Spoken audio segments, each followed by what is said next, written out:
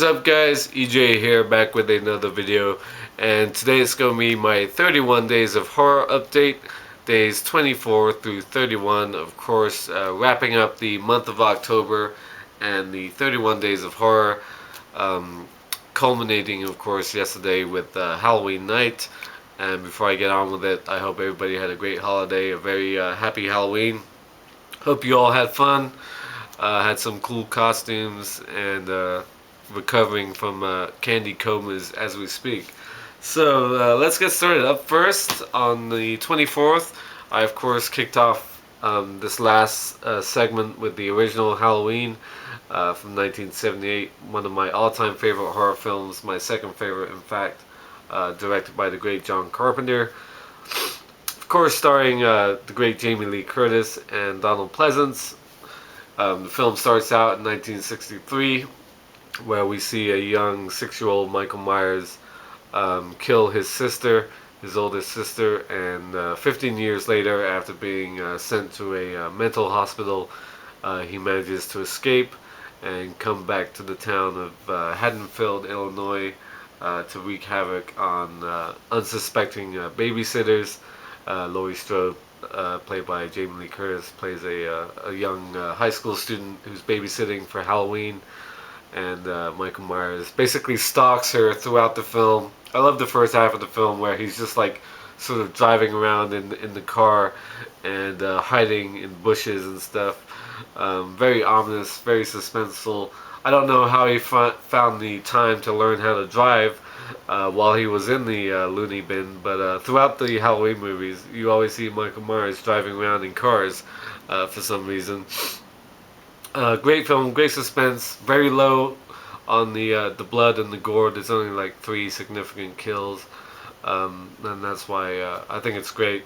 I saw a thing on Yahoo or something about how is Halloween outdated, and a lot of like modern moviegoers saw it for the first time and they thought it was kind of outdated, not very scary. I get that, but it's a classic. It's totally set up the whole genre in a way, and it's just brilliant.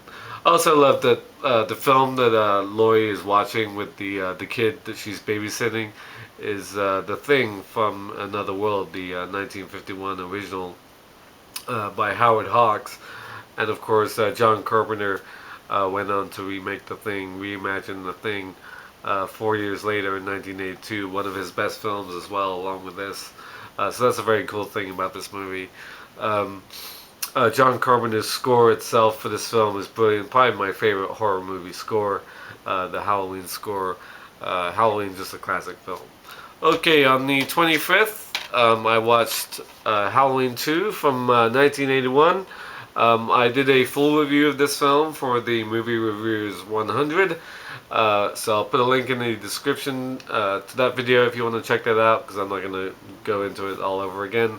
But the film takes place on the same night as Halloween in 1978, and it might be the only one in the franchise that doesn't take place during the same year that it came out, because this came out in 1981 and it takes place on the same night, obviously, in 1978. But this is my favorite of the sequels, of course set in the hospital where Laurie Strode is taken to after the events of the first film.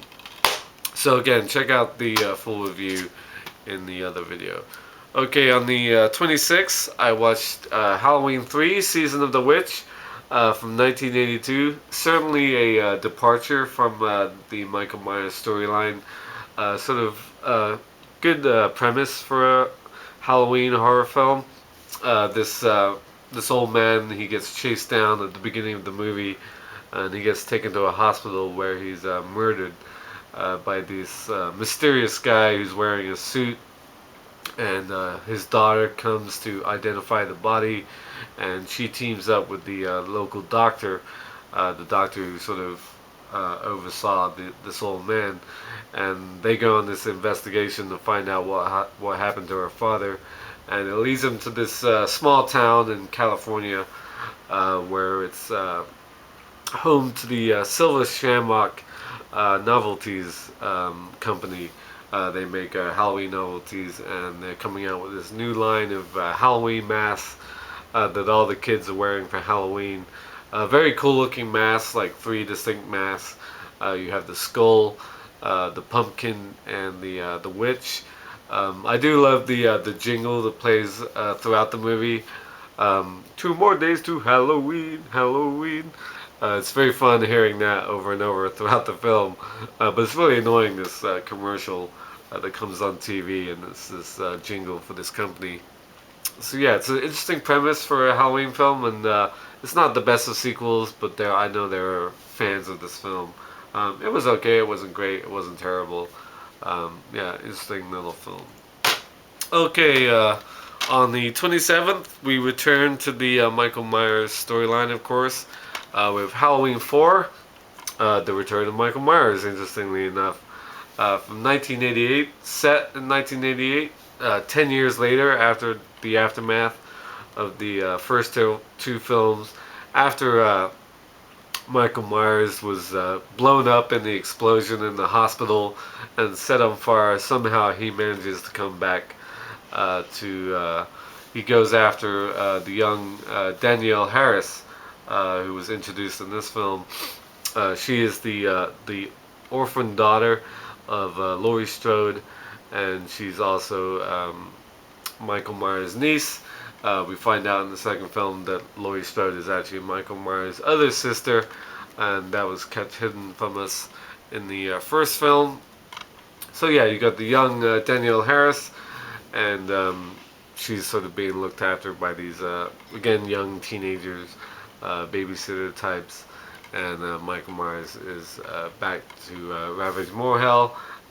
Dr. Loomis again, Donald Pleasance is back in this film, and yeah, it's one of the best sequels. I know a lot of people like this film. Yeah, it's a good movie. Okay, up next on the where the hell am I? 28th, I watched Halloween 5, The Revenge of Michael Myers from 1989. Again, takes place a year later. Again, starring Danielle Harris. In this film, at the beginning, she's sort of very psychologically damaged after the events of the fourth film. She can barely talk. She sort of screams a lot, but you can't really hear her screaming. You just see her screaming. It's very interesting, and she sort of has this connection with Michael Myers in this film. Very similar to the fourth one. Again, Donald Pleasance with his burnt face, trying to stop Michael Myers. There was somebody in the cast I saw who caught my eye, and I don't remember who it is offhand, because there's people coming up in other movies who really did catch my eye. But yeah, it's not the best of the movies, but it's pretty similar for Halloween 5.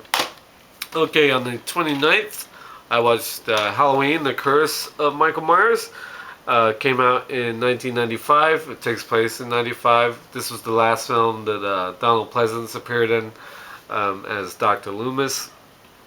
The only good thing about The Curse of Michael Myers is it introduced a very young Paul Rudd, and he's actually credited with his middle name, Paul Stephen Rudd. Interesting role for him because he has this sort of southern accent as well. In this film, a new family has moved into the old Michael Myers house, the old house in Haddonfield. It's the last film that Donald Pleasance did in the Halloween movies. The film is dedicated to him, so I believe he passed away either after it was made or during when it was made. I don't know exactly, but around this time he passed away. The film is dedicated to him. I will say it's probably the most brutal of the Halloween films. Like the death scenes are pretty hardcore in this film, especially the opening one with the girl who's just given birth. Hers is really hard to watch, and it's one of the weaker sequels. Probably the second, the worst sequel next to Halloween Resurrection. Okay, on the 30th, I watched Halloween H2O 20 years later, which of course came out in 1998, 20 years after the original film. Jamie Lee Curtis returns, of course, as Laurie Strode, but in this one we find out she faked her death, changed her name, and moved out to California, where she's the headmistress of a private school where her son goes. Her son in this film is played by Josh Hartnett. It's got a good young cast. I mean, Josh Hartnett, Michelle Williams, LL Cool J, Jodie Lynn O'Keefe. Um, Also, a great appearance at the beginning of the film by Joseph Gordon-Levitt. That's really funny. When I was watching this, my sister happened to catch me watching it when I started watching it. And at the beginning of the film, this woman comes home to find her house has been broken into. So she grabs. Sorry about the train. She grabs these two punks off the street, and one of them is a hockey stick wielding Joseph Gordon-Levitt, and he goes into the house to find out what's going on. So it was cool seeing him in there. Yeah, this is a cool film. I like this movie. It's one of the best sequels. Next to the second movie, this is probably my third favorite Halloween movie. Great ending. I absolutely love the ending to this film. Sad though, it sort of ruins what happens next when you find out what happens after this film. But yeah, very cool. The death scenes aren't that many actually, because a couple of the kids managed to survive. But of course, the last time Jamie Lee Curtis, actually that's not true. Yeah, cool film, Halloween H2O. Okay, anyway, last night, the 31st, Halloween, I finished off the this viewing, this series, not including the Rob Zombie Halloweens. Forgot to mention that at the beginning. I watched Halloween Resurrection from 2002, 3 or 4 years after '98. And in this one, we find out, unfortunately, that Laurie Strode killed the wrong Michael Myers. Somehow, he manages to survive the end of Halloween H2O, and of course, he's resurrected, so to speak, even though his head got cut off at the end of Halloween H2O. Yeah, before seeing this and seeing the end of Halloween H2O, I was like, how are they going to explain how he comes back after his head got cut off? Oh, he switched bodies basically with a paramedic. I totally forgot about that because I saw this film in the theaters when it came out, and I knew it was bad then. I wasn't a fan of it then. It's probably the worst of the sequels, but actually, technically, I think this is a pretty decent film. I know a lot of people hate this movie, but it's sort of this reality TV show thing. This Haddonfield College takes place around Haddonfield College, and Busta Rhymes has got this sort of dangertainment internet site thing that he's doing, and he's going into the old Michael Myers house on Halloween night and taking a bunch of college kids with him to sort of document it and film it. So there's all this sort of grainy sort of virtual footage, you know what I'm talking about, live footage of the house and them wandering around the house. Not a great cast. Tyra Banks, most notably, and Jamie, like I said, Jamie Lee Curtis at the beginning. But the beginning scenes with her and Michael Myers are so sort of disappointing when you look at the whole Halloween franchise as a whole. I was sort of really disappointed by the end of Jamie Lee's character as far as this film goes. So there it is, Halloween. The last eight days of October for me. From my 31 days of horror. This video is way too long, even though I didn't fully review one of the movies. So yeah, thank you for watching as always. I hope you enjoyed watching these videos about my 31 days of horror, and you all had a great month of October watching as many horror movies as you could. So until next time, I'll see you. Bond. James Bond.